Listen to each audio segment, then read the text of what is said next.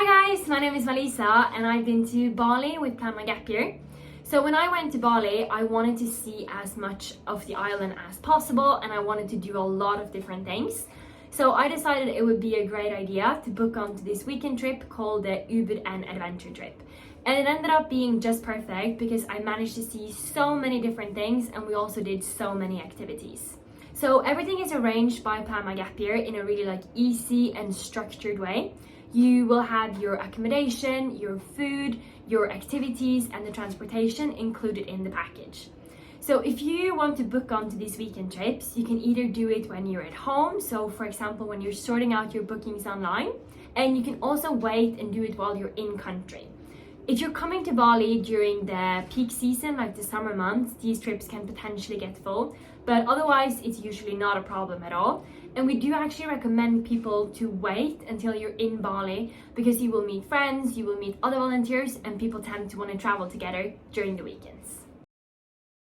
Alright guys, so I'm gonna tell you a bit more about the itinerary and structure for the weekend trip.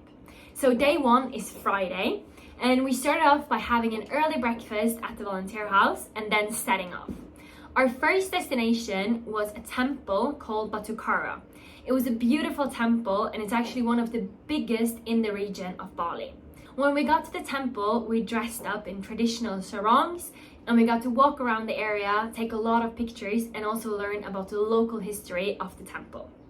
For our next destination, we headed towards a rice field, and this rice field is actually a part of the UNESCO's heritage list, and I feel like that explains just how beautiful it is. So we got to walk around the whole rice field and we also took a lot of pictures and we got to see some of the more traditional tools that were used for harvesting rice in the past. When we were finished walking around, we were all really hungry and ready for a lunch. So we went to this rice terrace, which had a beautiful view over the rice field, and they were serving a buffet style lunch. We also had some time to just relax before heading over to the next destination, which was a tea and coffee plantation. This was really nice because the plantation was more like in the middle of the jungle and they had some of these famous Bali swings and it was really beautiful. We got to taste some traditional tea brands and we also got to taste a lot of different coffees. So Bali is known for their coffee and it was really nice to see the different variations that they served as well.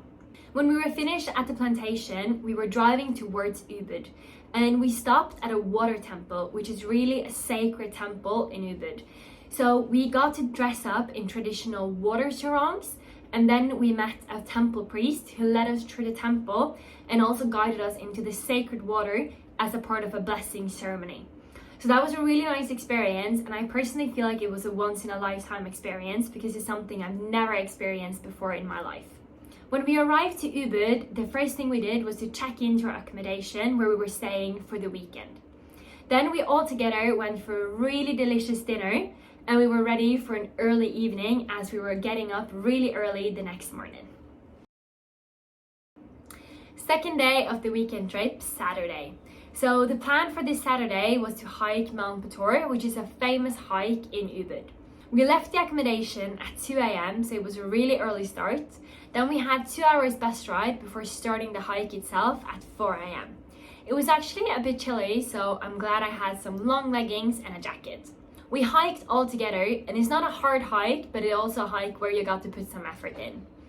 At the top of the mountain, we could see it was getting brighter and brighter, and we were sitting down waiting for the sunrise, which was incredible. It's definitely one of the most beautiful views I've ever seen in my life. And we also packed with us some breakfast and we could also get a coffee on the top. So we had a really nice moment just watching the sunrise and eating some breakfast. When we were heading back down, our next stop for the day was natural hot springs. And this was literally the best thing we could have done after the hike. We were all really tired and the hot springs were so warm and so nice and it was a beautiful place. So we had a couple hours just relaxing and enjoying the environment before heading back to the center of Ubud. On our way back, we stopped at this panorama cafe and we had a buffet lunch, with the most gorgeous view as well. And when we were back in Ubud, we had the rest of the day to relax and go shopping. So Ubud is actually known for their famous markets. They have really big flea markets where you can buy all type of souvenirs, clothes, and anything you would want.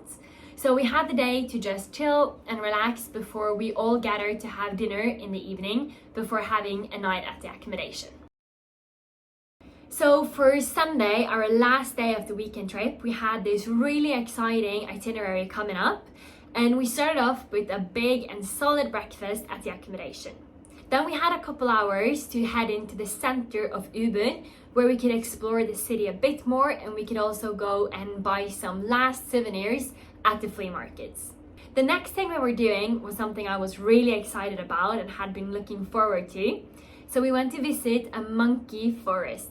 This was really cool because there were lots of monkeys, they were just roaming around, and we also got to interact with them and take some really cool photos. When we were finished walking around the forest, we headed to this waterfall. It was beautiful, it was really big, and it was also possible to go for a swim if we wanted to. When we were heading back to the volunteer house in Tabanan, we stopped at this temple called Tanalo Temple. It's a beautiful sea temple and is one of the only sea temples you can find around Bali. This is the perfect spot to watch the sunset. You can also have a coconut and just sit back and watch the sunset.